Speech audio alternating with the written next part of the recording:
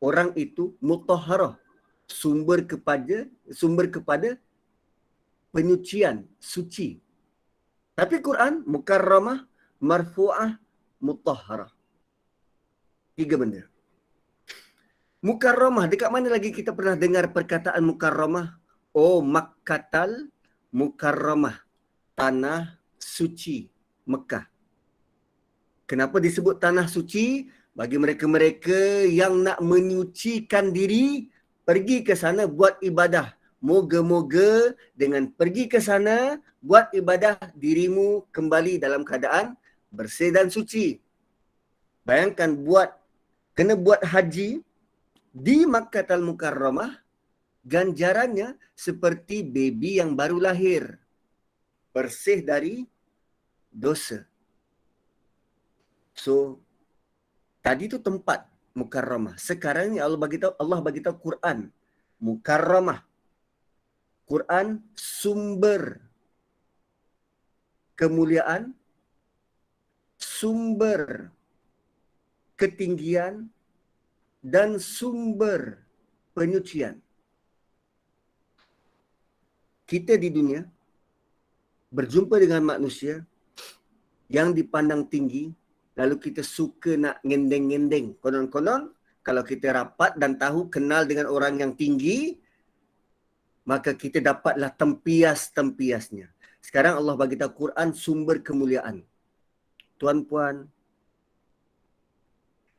di sini jaminan siapa yang nak kemuliaan, ambillah panduan dari Quran.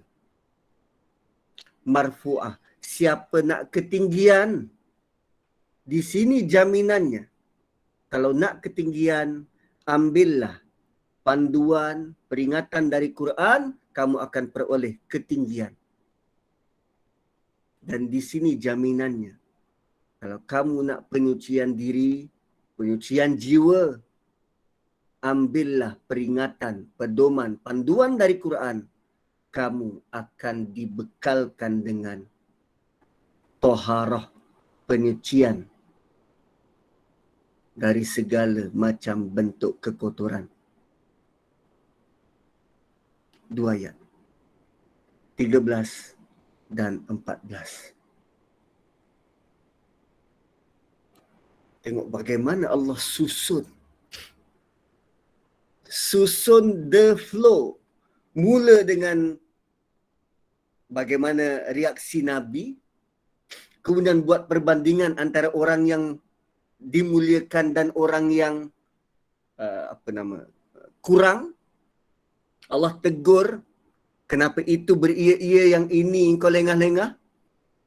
Dan sekarang kau nak tak dapatkan peringatan?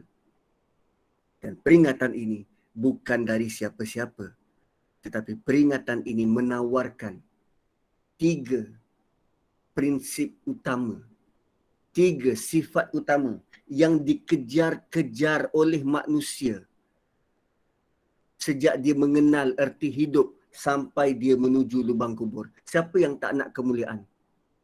Siapa yang tak nak dipandang tinggi? Dan siapa yang tak nak suci? Bukankah itu yang kita kejar?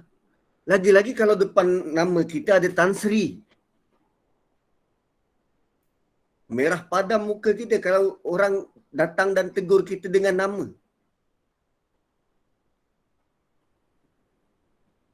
Tak payah Tan Sri, Ustaz Nazri. Tiba-tiba ada yang datang, Nazri, boleh saya tanya? Nazri? Kau siapa panggil aku Nazri? Kita rasa entitled.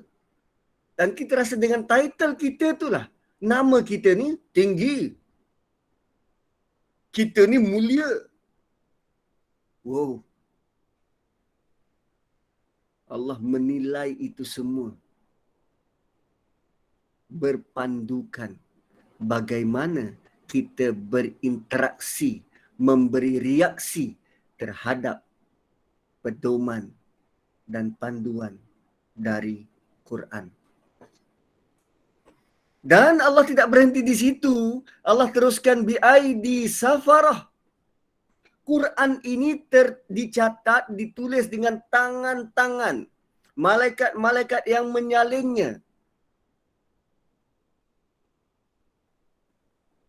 Ni, BID Safarah. Ditulis oleh tangan-tangan malaikat yang menyalinnya. Kiramin bararah. Malah malaikat yang menulis itu bukan sebarangan malaikat. Dipanggil sebagai kiram. Malaikat yang mulia. Bararah. Lagi berbakti.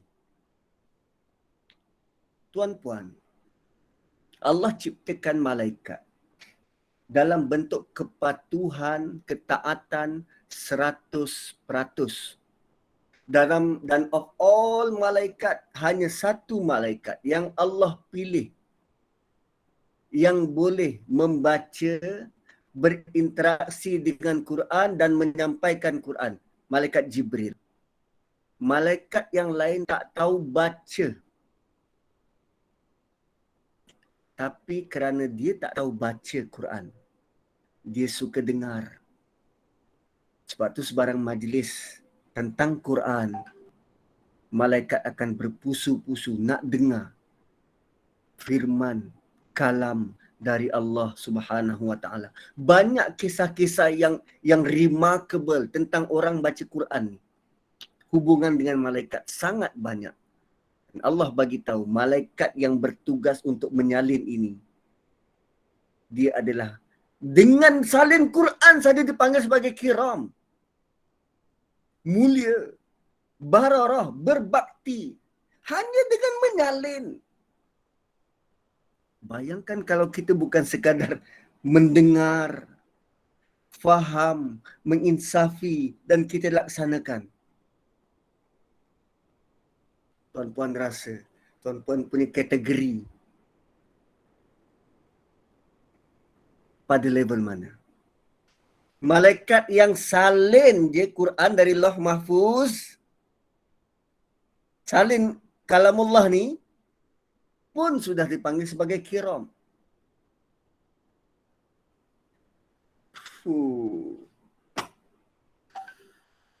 So kalau begitulah level Quran,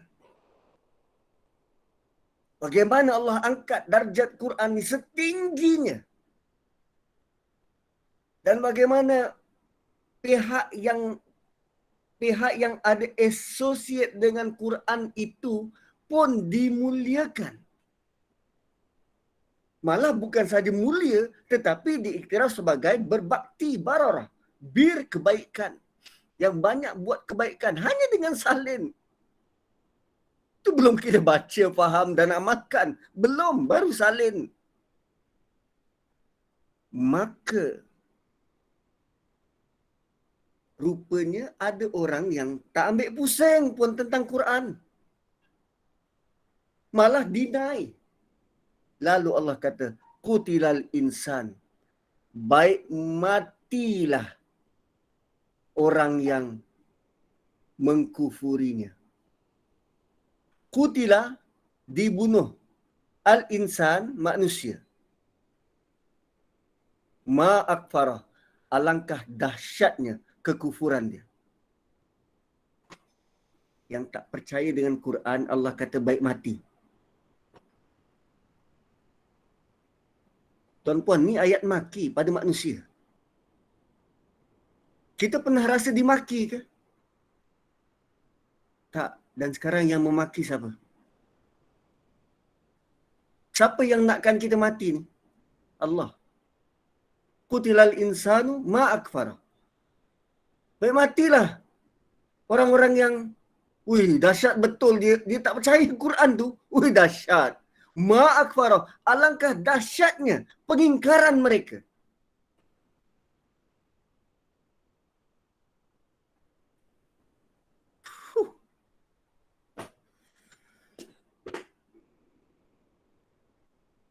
Sangat beremosi surah ni.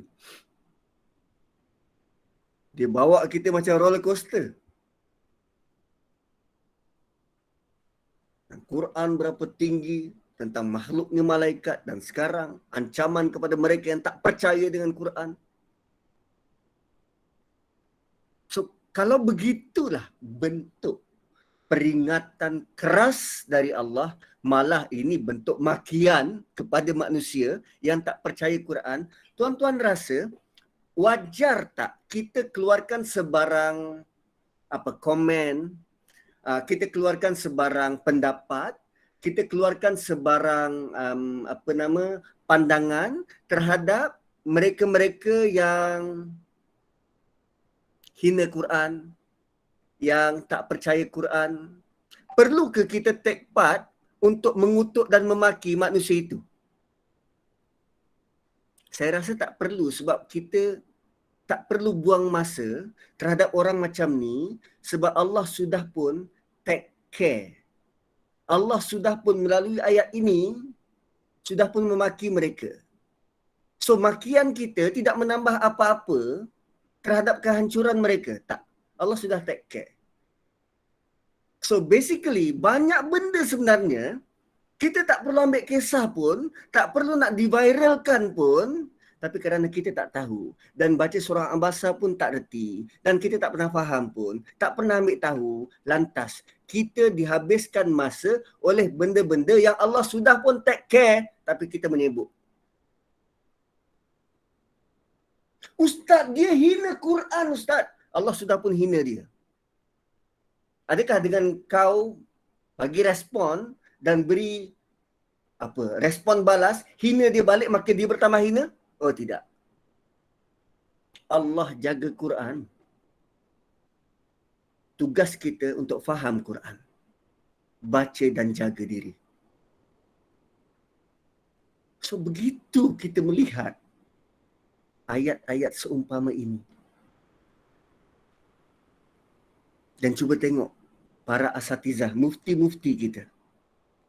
Mereka bukan jenis orang yang cepat melompat bila ada isu-isu tentang penghinaan agama. Sebab mereka sudah pun melalui ilmu-ilmu itu dan tahu Allah akan take care. Kerana komen daripada mufti tidak menambah apa-apa terhadap orang tu. Maka hidup kita semakin sejahtera. Kalau orang hina Nabi, Ustaz, bayangkan orang tu hina kekasih Tuhan. Orang tu hina kekasih Tuhan. Biarlah kekasih dia yang settlekan. Kita agungkan Tuhan. Kita tengok diri kita. Ada tak kita pernah dalam tak sedar menghina kekasih Allah? Pandang lekeh sunnah dia. Cuba tengok komen-komen kita bila nampak orang kahwin dua bermadu. Asal sunnah itu ikut, sunnah yang lain tak ikut. Kenapa macam tu komen kita? Kenapa sunnah tu yang dipersalah? Kenapa sunnah nak dikait dengan akhlak orang tu?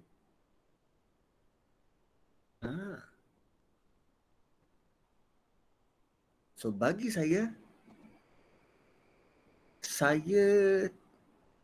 berusaha untuk tak ambil pot. Orang nak hina, itu kau tanggung sendiri. Orang nak buat macam ni, itu kau tanggung. Yang penting sekarang ni, saya nak belajar tentang Quran dan apa bekalan saya untuk hari depan. Tak nak ambil tahu pasal orang. Dia nak buat dia suka. Tak nak busybody cerita pasal orang. Ni tadi sepanjang hari ni saya dengar 2 berita yang mengejutkan. Dan saya basically tak nak busybody. Tapi kerana saya baca surah Yusuf. Dan bila dengar berita semacam itu. Dan dia membuatkan saya lebih terbuka untuk berfikir. Cuma saya tak nak kongsilah dekat sini tentang 2 berita tu. Tapi apa pun, setelah memahami ataupun setelah melalui surface je pun surah Yusuf, dia banyak membantu bila kita dengar berita yang belum pasti tentang orang. Ceritalah contoh-contoh. Oh tak boleh lah, tak boleh. Nantilah nanti. Nanti akan viral juga benda tu. Cuma, okey, kesimpulan cerita tu adalah, tuan-puan, Nabi Yusuf, dia ni hamba. Dan hamba, kedudukan dia, dia milik tuan dia. Hamba ni milik kepada tuan dia. So, tuan dia boleh pakai dia macam selipar, macam baju, macam kasut, macam handbag. So, tuan dia boleh perlakukan apa saja pada Yusuf. So, basically, bila tuan dia minta, isteri Al-Aziz tu, panggil dia, hai talak, Yusuf boleh je. Kan? Based on dia hamba dan ada tuan dia boleh perlakukan apa saja yang tuan dia suka. Tapi kenapa Allah highlight cerita tu dengan bentuk begitu? Dan Yusuf ni orangnya jujur. Ustaz ni buat isu, lepas tu tak mau cerita. Biar ternanti-nanti rasa dahaga dan mencari. Saya suka buat macam tu. Okay. So Yusuf ni pula jujur. Orang kepercayaan. Dan dia adalah master hamba dalam rumah tu. Ketua hamba dalam rumah tu.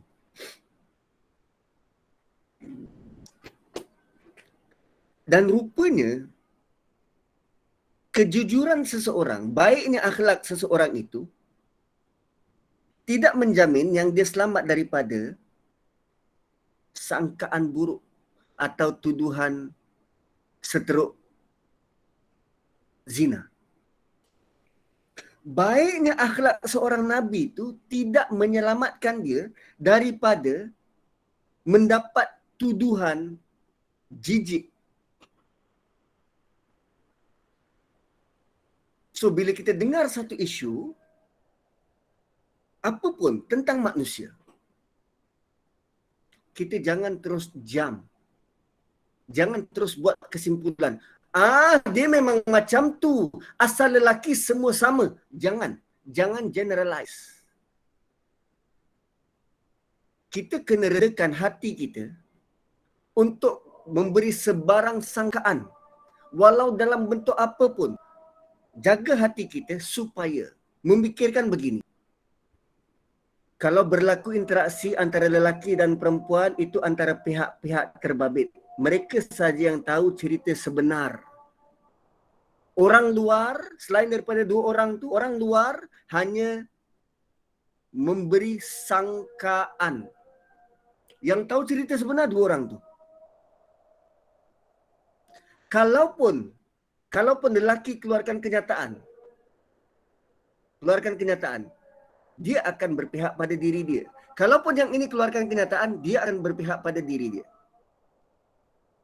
So, dalam keadaan begitu yang samar-samar begitu, surah Hujurat mengajar kita, dah, ini hal korang, aku tak nak campur.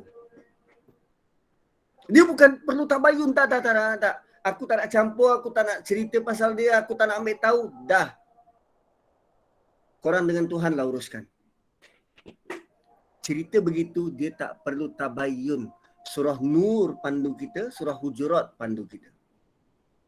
Sebab dalam kes Nabi Yusuf, Allah highlight cerita tentang orang baik digoda. Tapi apa pandangan masyarakat? Dia bukan melihat kebaikan orang tu. Dia tidak melihat dia tu status apa, Nabi ke apa, tak. Dia melihat, oh itu hamba, tu normal lah tu, lelaki cantik perempuan, kautim lah. Nampak? Walau bagaimanapun, Nabi Yusuf tampil untuk terangkan keadaan sebenar. Apa pun. Tak. Personal issue orangkah? Jangan ikut campur? Betul. Personal issue, jangan ikut campur. Dia tak ada istilah, kena tabayun. Tak. Quran menegahnya. Personal issue, jangan ikut campur. Tapi susah kan? itulah dia punya nikmat kalau kita dapat buang. Nikmat dia. Saya tak boleh, tak tahu macam mana nak cakap, tapi begitulah nikmatnya. Kalau nanti kita tak tahu cerita, Ustaz. Habis kalau kau tahu cerita, kau boleh masuk syurga dengan cerita tu. Atau kau rasa macam mana? Kau perlu jadi CNN untuk tahu semua cerita dan ada benda yang nak dibincangkan kalau grup korang reunion. Macam tu. Serahkan saja urusan daripada Tuhan. Biar saja pihak berkuasa yang menyiasat.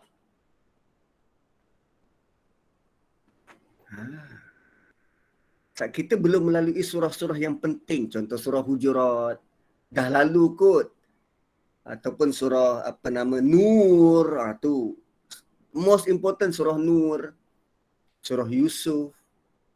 Sebab bila berkaitan dengan manusia. Personal issues manusia.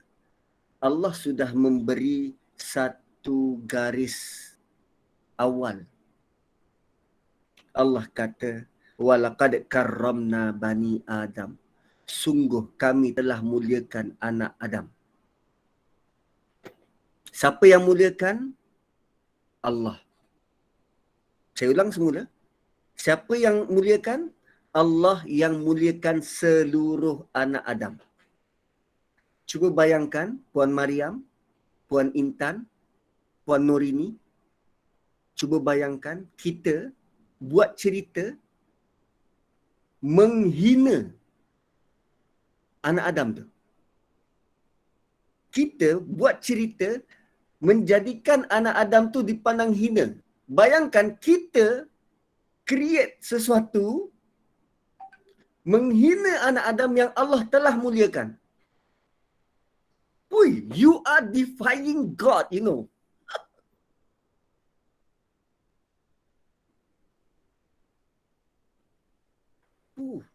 Saya tak tahu berapa berat tu. Allah muliakan anak Adam. Kau buat cerita sehingga ada orang lain menghina dia.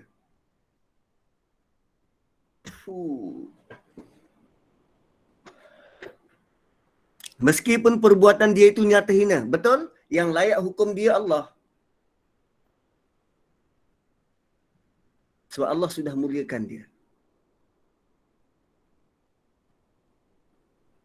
Yang hanya boleh menghina manusia, Allah. Kita diam sajakah? Ya, diam saja, Apalagi mau dibuat tu? Kait benang, jahit kain, goreng pisang. Ada je pendapatan.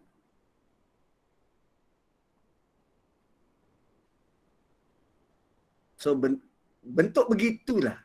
Kan tadi Allah bagi tahu tentang peringatan dalam Quran. Siapa nak ambil, silakan. Tapi level peringatan dalam Quran tu bentuknya begitu. BID safarah kiramin bararah. Quran itu disalin, ditulis oleh malaikat-malaikat yang mulia. Maka bagi manusia-manusia yang deny peringatan daripada itu, apa Allah sebut? Qutilal insanu ma akfarah. Qutilal insanu ma akfarah. Okey. Cuma katalah kita dengar satu cerita, dan kita pula nak memahami anjuran daripada Nabi, marra'a minkum, bolehkah kita muliakan manusia? Boleh, tapi jangan sampai hulu, jangan sampai melampau-lampau. Marra'a minkum munkaran falyughayyirhu biyadihi, fa illam yastati' fa bilisanihi, fa illam yastati' fa biqalbihi. Siapa yang tahu ada kemungkaran, ubah dengan tangan atau dengan lidah atau dengan hati. Macam mana nak fahamkan hadis tu? Siapa yang nampak atau tahu ada kemungkaran. Katalah manusia ada buat kemungkaran. Kita cegah kemungkarannya tu. Tapi nilai manusia itu jangan diusik. Yang kita benci adalah perbuatan dia. tapi dia itu ada maruah. Had di sini, not di sini. Betul. Tadi saya dapat video, tak tahu, mungkin AJK itu dah terlalu geram. Dia sampai pergi mandikan pencuri tabung masjid tu. Tapi kesianlah, janganlah buat manusia begitu. Kritiklah perbuatannya, bukan batang tubuh dia. Allah je yang boleh buat, kita tak. Kita ada boundaries. Kita punya batas. Ingat, kalau kita melampau batas tu, kita layak digelar sebagai tagha. Bila kita selalu melampau batas, kita sudah terkenal dengan ketaghaan kita, tagha. Apa beza kita dengan Firaun? Sama. Qutilal insanu ma akfarah. So jangan sangka hanya benda-benda besar kita buat maka baru layak digelar tagha. Itu benda-benda kecil kita sering melampau. Dan kerana itulah perlunya ungkapan-ungkapan taubat, istighfar, supaya kesalahan-kesalahan kecil, perbuatan-perbuatan yang melampau kita itu, yang kecil-kecil kita tu, Allah hapuskan, hapus kira, Allah ampunkan. Jangan sangka, buat apa aku beristighfar? Bukan ada dosa. Jangan begitu. Rancak-rancak berdosa. Jangan begitu. Baik rancak-rancak bertaubat. Qutilal insanu ma akfar. Lalu, kerana Allah memberikan peringatan tegas kepada al-insan, which is insan ini sangat ironi, tempat lalu lalang lupa. Dan sekarang Allah ingatkan, hai manusia yang pelupa. Al-insan tu kata akar dia nasia, lupa. So, hey, manusia yang tempat lalu lalang lupa, yang selalu pelupa. Sekarang aku nak tanya, kan dahsyat sangat kau punya kekufuran ni. Dahsyat sangat kau punya penolakan. Dahsyat sangat kau punya perilaku. Sampai Quran depan mata kau macam tak nampak. Min ayyi syai'in khalaqah. Kau dicipta dari apa? Allah tanya macam tu. Ayat 18. Min ayyi syai'in khalaqah. Kau dicipta dari apa? Daripada apa? Tahu tak kau dicipta dari apa? Tak tahu. Mari aku bagi tahu. Min nutfatin khalaqahu faqaddarah. Kau dicipta daripada setitis air mani. Khalaqahu, kami kembangkan, kami bangunkan, kami besarkan, biakkan, khalaqahu, faqaddarah, lalu kami kadarkan. Daripada setitis tadi, kami jadikannya lengkap. Kami ciptakannya faqaddarah, lalu kami beri dia kadar-kadar. Dan ini kejadian dalam mana? Dalam rahim ibu. Start daripada air mani, kemudian dijadikan daging tubuh badan, lalu ditiupkan roh bersama dengan qadar. Apa kadarnya? 4 benda. Usia dia berapa lama dia punya ajal? Mati baik ke mati buruk ke sudah ditentukan. Jodoh dia itu sudah ditetapkan. Rezeki dia sudah ditetapkan. Dan dia punya kesudahan baik atau buruk. Umur, kesudahan baik atau buruk, berapa lama. Kemudian tentang jodoh dan tentang rezeki. Ini 4 benda sudah tetap. Tapi 4 benda ni lah yang kita sibuk nak cari. Berapa ramai kita yang asyik dengan cinta, bercewek, bergewe, kan? Berkawan dengan orang tu, clash dengan orang ni, clash. Allah dah bagi tahu jodoh dah tetap. Kau kawanlah dengan siapa, kau bercintalah dengan siapa. Kalau jodohmu yang itu. Kalau tak ada jodohmu di dunia, nanti di akhirat. Jodoh sudah tetap. Tak perlu fikir. Sebab Allah sudah tetapkan. Yang kita perlu fikir adalah apa yang Allah tak jamin. Syurga atau neraka. Apa yang Allah tak jamin? Iman. Apa yang Allah tak jamin? Dalam barzakh.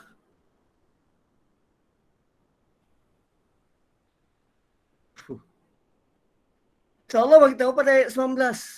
Ini apa yang berlaku dalam rahim ibumu. Sudah ditetapkan semua. Kau dicipta daripada apa? Daripada setitis air. Kemudian dilengkapkan dan diberi kadar. Summa sabila yassarah. Ini berlaku dalam rahim ibu. Kemudian kami yang mudahkan jalan keluar. Summa sabila yassarah. Kemudian jalan baik dan jahat dimudahkan Tuhan kepadanya untuk menimbang dan mengambil mana satu yang ia pilih. Itu translation yang kita baca. Saya melihat ayat ini, summa sabila yassarah, selepas 9 bulan dalam kandungan, Allah yang mudahkan buka jalan keluar sama ada daripada bawah atau cesarean. Kami mudahkan kau keluar dari perut ibumu.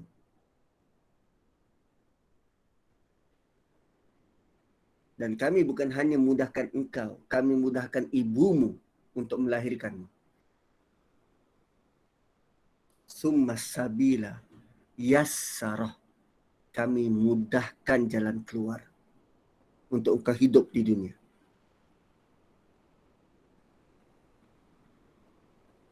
Summa amatahu.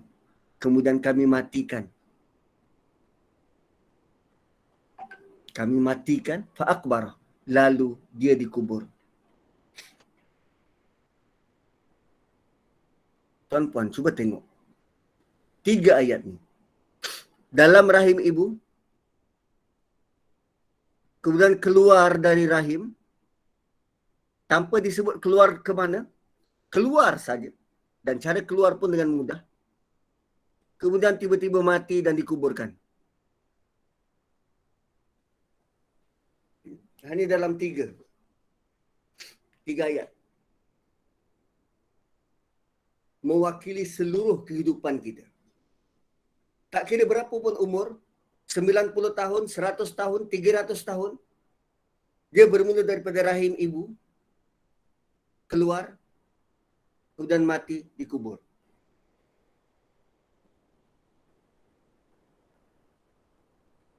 Allah not even mention dia bernafas, dia bekerja, dia berkahwin, dia jadi menteri, not even mention in between ayat 20 hingga 21.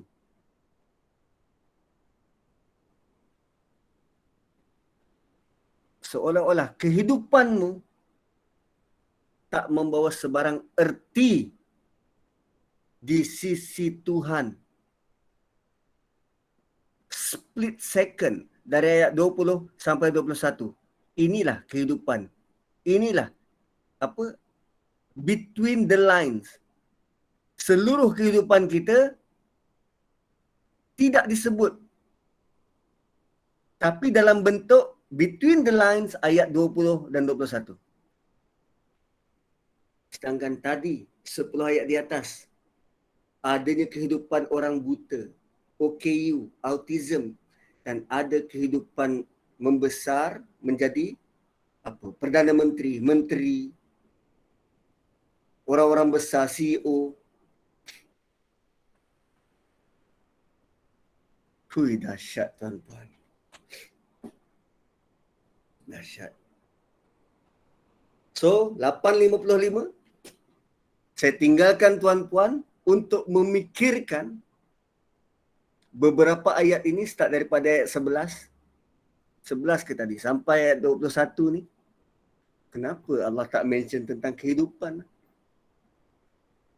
kenapa 19 dan 20 itu yang kita pandang 9 bulan je kot dalam perut ibu kemudian lahir. Dan kita sebut manusia keluar daripada perut ibu itu sebagai lahir. Sedangkan rupanya ada proses genting, getir sehingga Allah campur tangan untuk memudahkannya. Summa sabila yasara, kami buka jalan. Kami buka jalan kot. Hui, dahsyat. Kalau nak buat perbandingan dengan biji benih, Allah kata kami falak. Kami falak. Kami cut. Biji benih tu untuk dia keluar. Hanya guna satu perkataan. Tapi untuk keluar dari perut ibu, Allah guna dua perkataan. Summa sabila, as-sabila yassara. Jalan tertentu yang kami mudahkan. Berkaitan dengan ibu itself, 2 ayat. Kemudian kau mati dan dikuburkan. So kehidupan kita ni, kita ada relate tak dengan ibu? Bapa tak sebut pun ibu. Ada tak kita beri timbang tara untuk masukkan agenda ibu dalam hidup ni? Allah tak sebut kehidupan kita yang mungkin jadi menteri ke, jadi orang besar ke, tak sebut langsung. Terus mati dan dikuburkan. Tapi tentang ibu. Itu satu dimensi. Dan apa pun, kita jumpa lagi di ruang waktu yang lain. InsyaAllah jika berkesempatan, kita sambung lagi surah Abasa, surah yang luar biasa, dan moga-moga kita dapat sesuatu pada malam ini. Barakallahu li wa lakum. Saya kembalikan kepada moderator. Alhamdulillah. Terima kasih diucapkan kepada Ustaz Nazri. Begitulah hari malam ni kita dapat yang macam-macam sentapan lah kan Ustaz. Saya dapat lah, saya personally dapat kan. Maksudnya kita kena tengok diri sendiri. Adakah kita ni memperlekehkan sunnah Nabi ke kan? Kenapa kita nak kaitkan akhlak orang lain dengan seseorang? Contoh macam surah Yusuf yang Ustaz cerita tadi tu, yang belum pasti. Cerita yang belum pasti, tapi saya ingatkan belum Ustaz cakap, saya ingatkan cerita pasal tabayun. Rupanya Ustaz kata jangan ambil pot langsung pasal hal orang kan. So, dan juga jangan generalize hal orang. Dan kita nak kaitkan dengan apa, kalau kita nak tahu, kalau kita tahu pun orang tu masuk cerita-cerita dia, kita ni masuk syurga ke? Itu memang sentap Ustaz. Kita sebenarnya kena serahkan saja apa yang Allah dah bagi pada kita, dan kita serahkan saja cerita-cerita tu kepada Allah. Kita jangan ambil pot. Dan kita kena betul batang hidung saya personally, dan semoga apa yang disampaikan dalam surah Abasa ini dapat memberikan kita peringatan-peringatan yang memang kita aplikasikan dalam kehidupan kan. Macam ni lah, peringatan-peringatan sebeginilah sebenarnya kita perlukan pada setiap hari kita, lagi-lagi di dunia yang penuh dengan apa-apa informasi cepat je datang, padahal kita tak tahu sebenarnya informasi tu betul ataupun tak kan. Jadi terima kasih banyak diucapkan kepada Ustaz. Alhamdulillah. Jadi jam belum lagi pukul 9, tapi saya nak tanya Ustaz, Kun ada dah sampai belum? Belum, ya. Jadi ada tak soalan-soalan di ruangan komen ni, ataupun Ustaz nak tambah-tambah lagi untuk malam ni? Saya pukul 9 ada kelas lain. Oh ya ke Ustaz? Baiklah Ustaz. Silakan Ustaz, tak apalah. Terima kasih banyak diucapkan kepada Al-Fadhil Ustaz Nazri di atas perkongsian tentang surah Abasa, Tadabbur surah Abasa kita bersama dengan Gemma Yasin Nur Iman serta anjuran bersama Yayasan Bina Insan Malaysia. Jadi kita beralih pula kepada program kita yang kedua, iaitu Tadabbur. Terima kasih Ustaz Nazri. Terima kasih Ustaz. Sama-sama. So saya keluar dulu ke? Sila Ustaz. Terima kasih Ustaz. Assalamualaikum. Assalamualaikum Ustaz. Terima kasih. Terima kasih. Terima kasih. Kita tunggu Ustaz. Tak. Sampai ya. Assalamualaikum, Ustaz. Alhamdulillah. Alhamdulillah. Jadi kita beralih pula pada